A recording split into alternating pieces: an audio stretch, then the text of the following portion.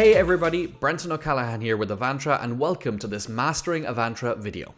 Today we're going to cover a really interesting topic and one that comes up pretty regularly with a standard Avantra installation, and that is the replacement of the WebUI's certificate that is presented when customers actually navigate to the WebUI.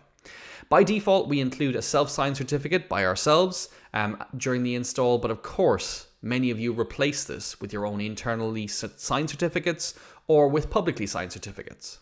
So today I'm going to show you exactly where you need to go to do the replacement, and I'm actually going to replace the standard one that comes with an Avantra installation with one I've just obtained from the publicly signed certificate authority, Let's Encrypt. So let's go ahead and get started. I'm going to switch over to my screen here. Now on the left hand side, I have a web browser where I'm going to talk through some concepts and show you exactly what we're replacing. And then on the right hand side, I've got some terminal windows which I'm going to use to actually do the work. Everything I'm covering here is actually covered in a knowledge base document in our support website, support.avantra.com. So if you need more information or you need to copy and paste the commands that I'm going to be running, please do feel free to have a look there. If you're struggling to log on to the support website, please email us at support@avantra.com.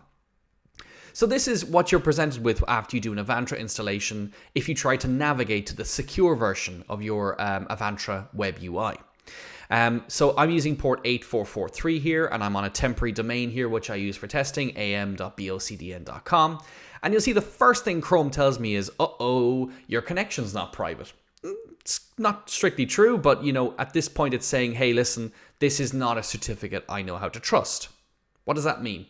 So if I go into the not secure area here and I go into certificate, you'll see the first thing it does is tell me more about the encryption certificate that the WebUI has presented to encrypt our communications.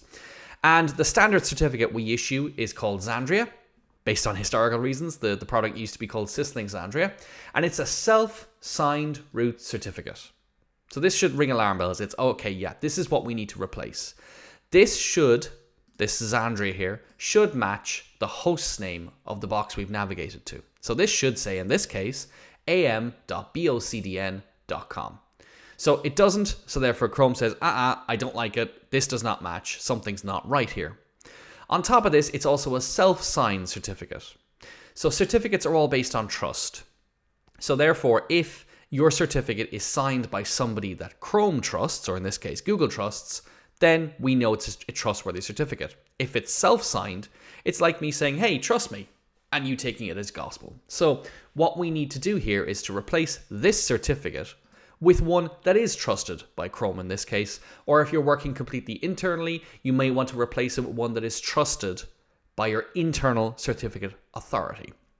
Now, before we dive into running commands and just going straight into it, it's worth recapping a little bit about the structure of certificates on the web. Now, I'll be the first to admit here I'm not an expert. I enjoy this stuff, but I'm definitely not an expert.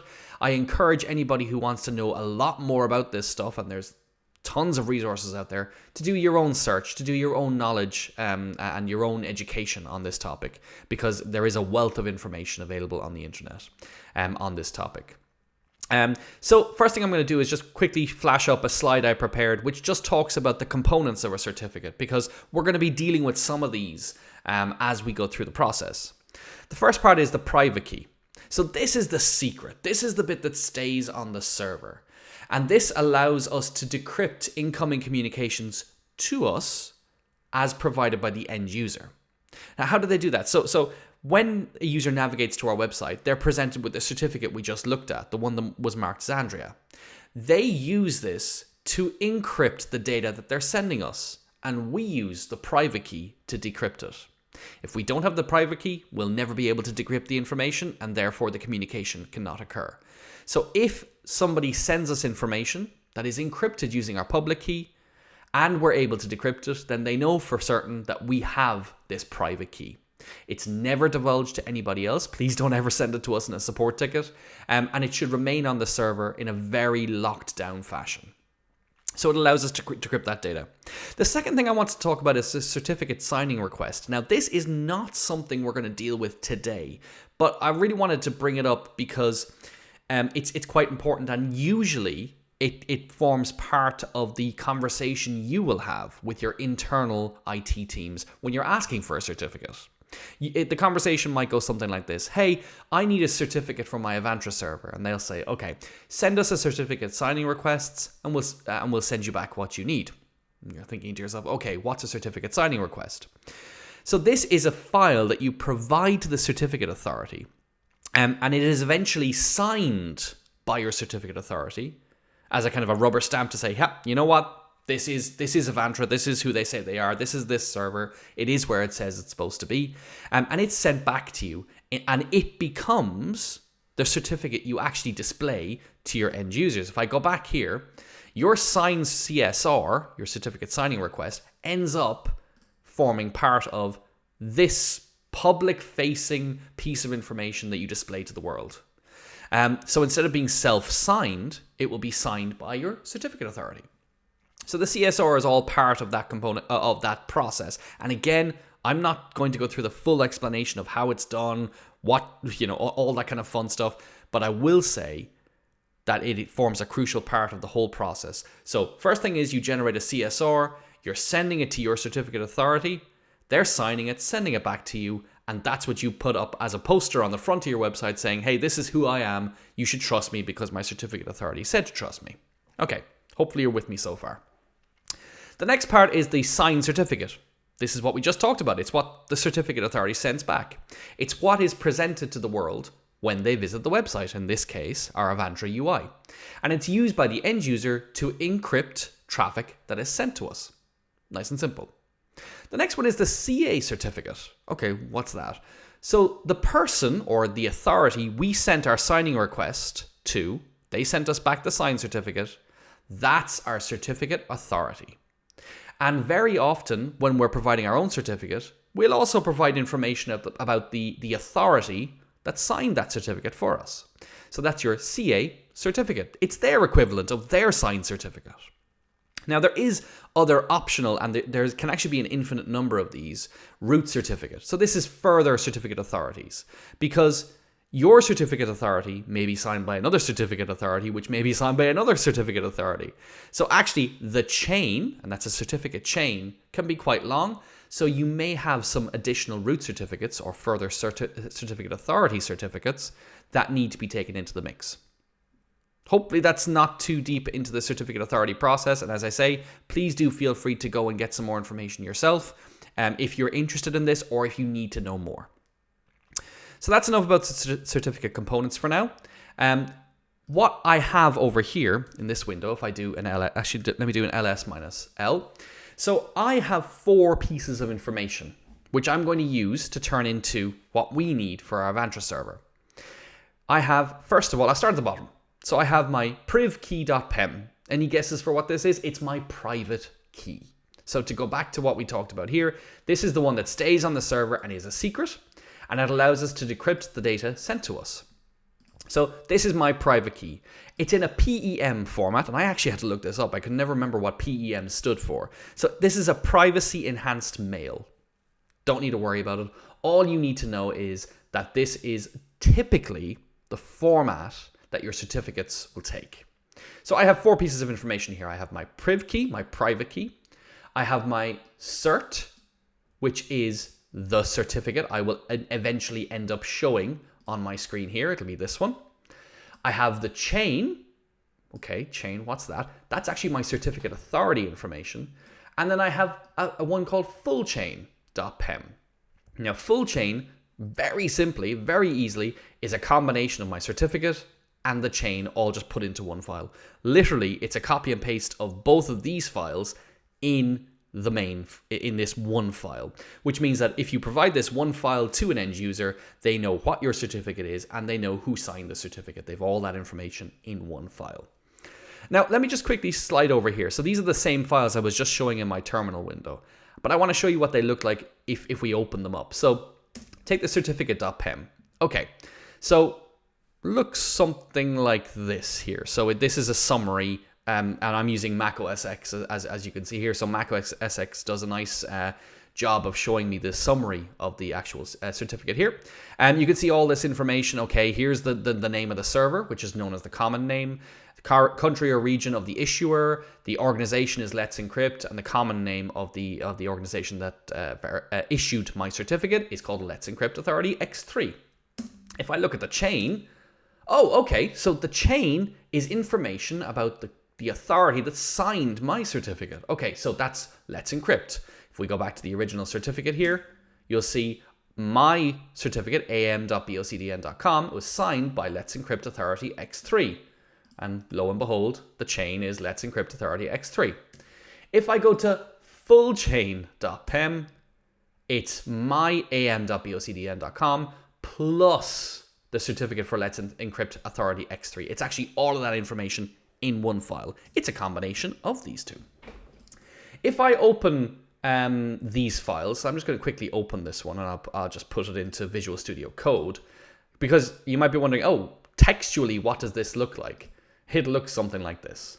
Okay, so this is certificate.pem, and actually I'm going to open up one of the other ones as well. So let me just bear with me 1 second now. So I'll put this side by side. This is certificate.pem. This is chain.pem.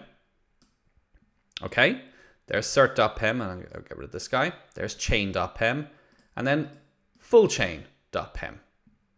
Let's have a look at all these three files. So cert.pem is exactly what you see here. This is a standard PEM file showing us the certificate in this format, and it starts with MII. Yours will not start with MII, but I just want to illustrate a point here. So that my certificate starts with MII. If I go to full chain, you'll see the first certificate starts with MII. It is, I've checked, it is the same certificate.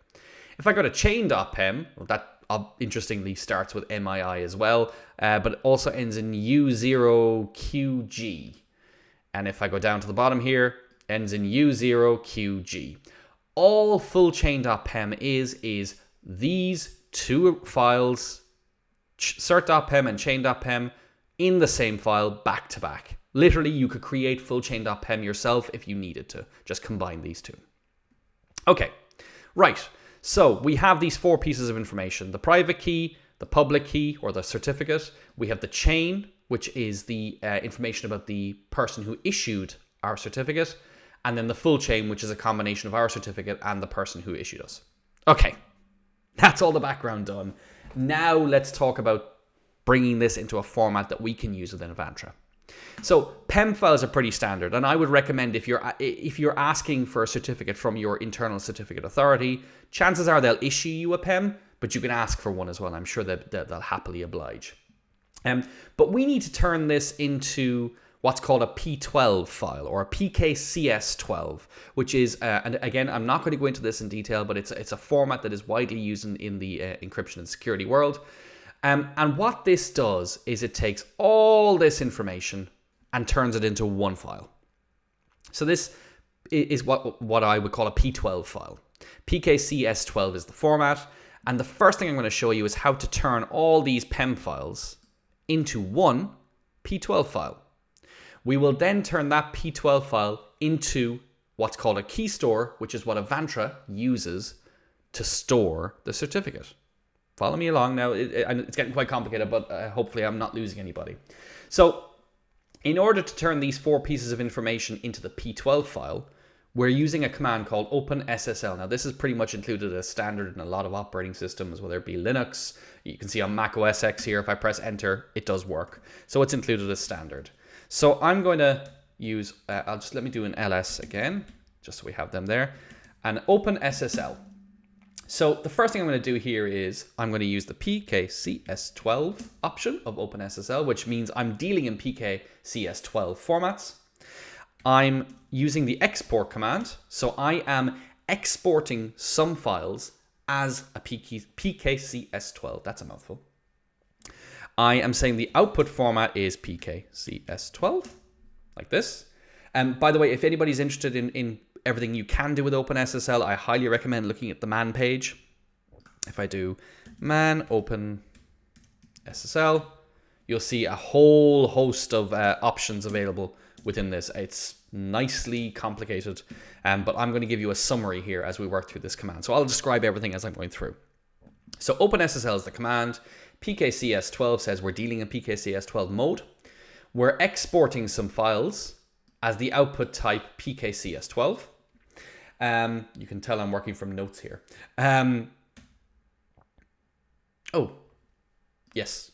Output. Out is the output file, not output type. I apologize.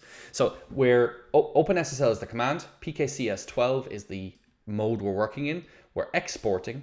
Our output file is, I'm putting it in, I'm just going to put it as output file.p12. Okay, like this. And let me just put it all in one line so it's easier to see. So OpenSSL PKCS12 export output file is output file.p12. You can call that whatever you want it. My input is going to be, I'm going to start first with my full chain.pem. So I am saying the input certificate is the full chain. Now remember what I said, full chain.pem is a combination of cert.pem and chain.pem. So our input is full chain.pem. Our input key, which is a private key input, is going to be privkey.pem, just like that. So we're specifying our output file is output file.p12. Our input certificate is full chain.pem, and our input key is privkey.pem. Because it's always good practice to password encode your P12 stores, I am going to specify that the password for the output file is as follows. And you always do pass colon. Pass colon indicates to the command, hey, the password follows after the colon. And I'm just going to put it as change it. Please use a much more secure password than that. I'm using this for the sake of me not forgetting it as I'm going through this demo. So I'm going to run through this command one more time. So OpenSSL, PKCS12 mode. I'm doing an export. My output file that I export to should be called output file.p12. My input certificate, which is denoted by -in, is fullchain.pem, and fullchain.pem is a combination of cert.pem and chain.pem.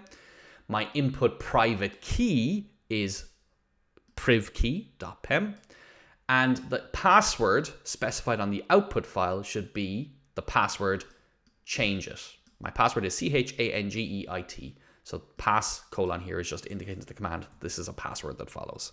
So I hit enter. Boom. Amazing. Done. So we will see that there's now a file called output file.p12. And if I come back over here to this window and we go to output file.p12, it's a personal information exchange file. And if I opened this in my keychain, which I won't right now, we would see actually, let me just see if I can open it, just for the sake of, okay, enter the password for output file.p12. So this is the password I specified a minute ago. It's the change it password. Hit OK. There it is. So now we have am.bocdn.com.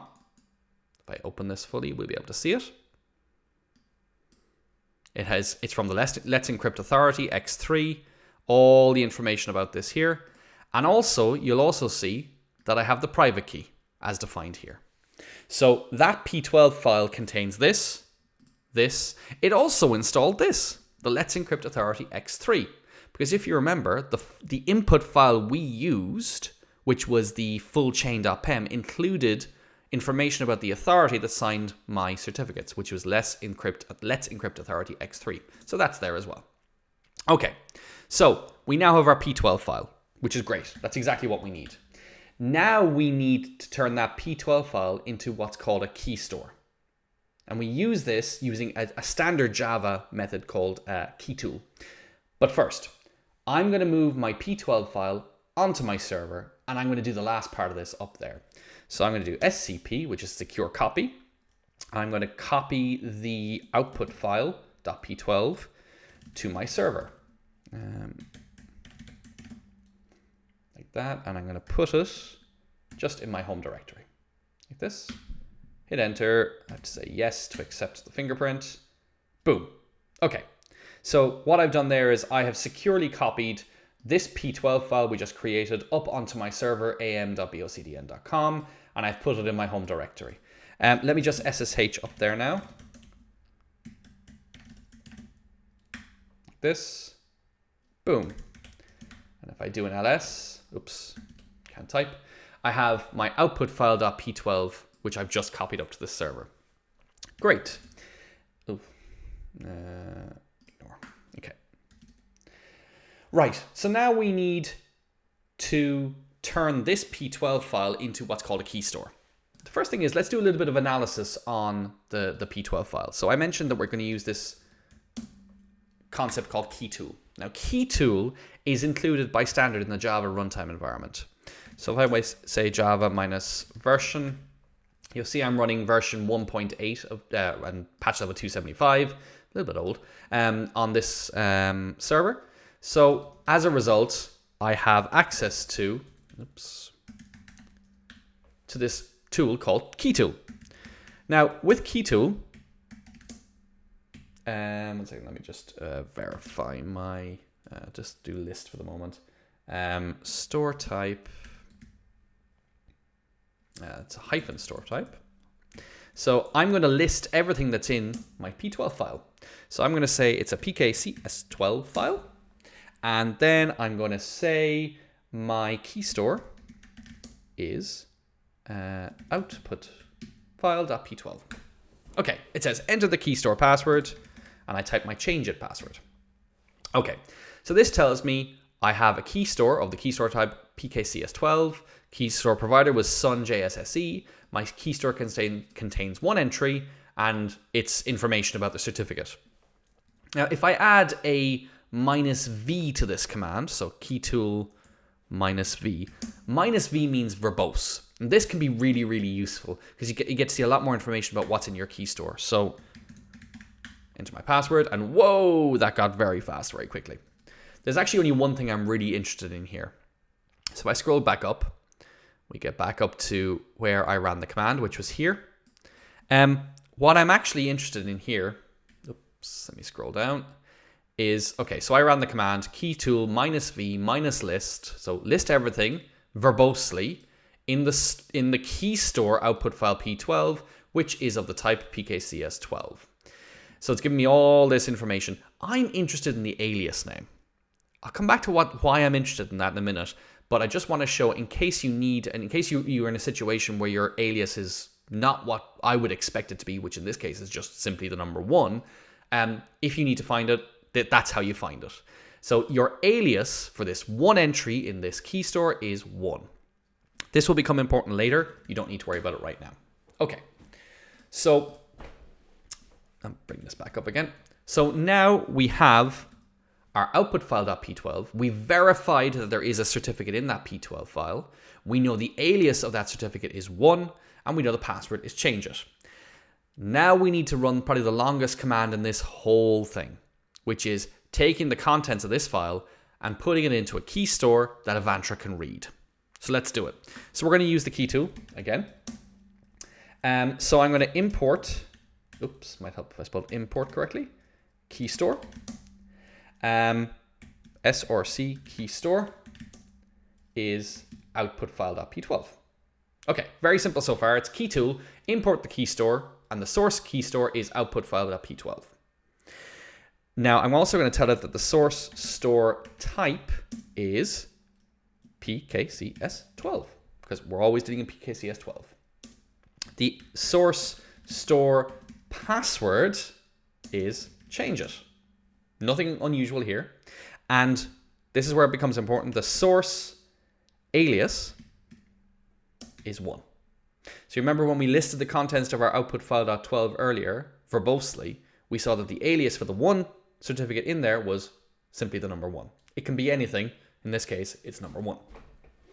Right, where are we putting it? So our dest key store is going to be Avantra key store.ks. It doesn't matter what it is, but Avantra key store.ks is what I've gone for here. So our dest store pass, so dest, might help if I spelled that correctly, dest-store-pass.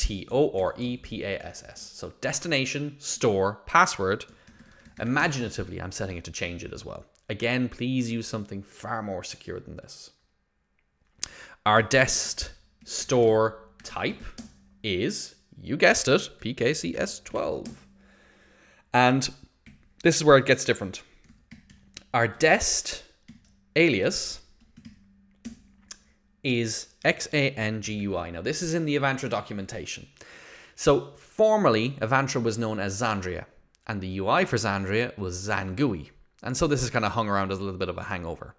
But what we're doing is we're taking the contents of this file, we're putting it into a brand new file called Avantra keystore.ks, and we are saying that the one certificate in there should be aliased with the alias XANGUI. Hope that makes sense. So we hit enter, importing keystore, output file.p12 to Avantra keystore.ks. If I do an ls now, you'll see we have an Avantra keystore.ks. And again, I can use the key tool here to list all of the items in this store type, in this key store, pkcs12, and then the, where is it now? Key store, that's what it is Avantra key store. And it's going to ask me for the password, change it. Okay, so now using the key tool, I've listed all of the certificates in the Avantra key store, which is a store type of pkcs12. And you'll see here that it's pkcs12 some JSSE. There is one entry under the alias Xangui, and it's a private and public key. Great. We're nearly there. So now let me just recap on everything we've done. So we started off with our private key, with its associated certificate. We had the chain of the person or the authority that signed our certificate, and we had the full chain, which is a combination of our own certificate and the person who signed it. We turned the 4 of these into a personal key exchange file, a P12 of the type PKCS12. We brought that up to our server, and on that server, we've turned the output file.p12, so the personal key exchange file, which contains all this information, into a key store ready for use within Avantra. Now we're going to install this key store somewhere where Avantra is expecting it and can read it, and then we'll restart our Avantra GUI, and hopefully over here we'll see this page update to use a valid certificate. So let me just quickly show you the Avantra installation on this box. So I'm switching to the user Avantra, which is a service user I use to run Avantra on this instance. Avantra is actually installed in a directory called opt/Avantra. And if I do an ls here, you'll see there's some SAP kernel packages stuff. There's an agent, there's a master server, there's Xangui. Xangui, that's where I'm going to go. So cd Xangui, do an ls. And here is a standard Xangui installation. Anybody who's familiar with an Avantra installation will have seen a directory like this before. Where I'm interested in going is into the CFG or the config directory. Into cd CFG.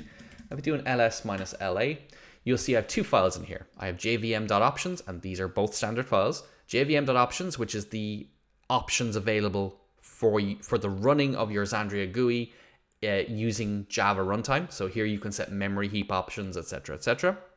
And then I have the actual configuration of our Xangui. So if I nano, which is a text editor, for those of you unfamiliar, into my config file, you'll see it's very simple.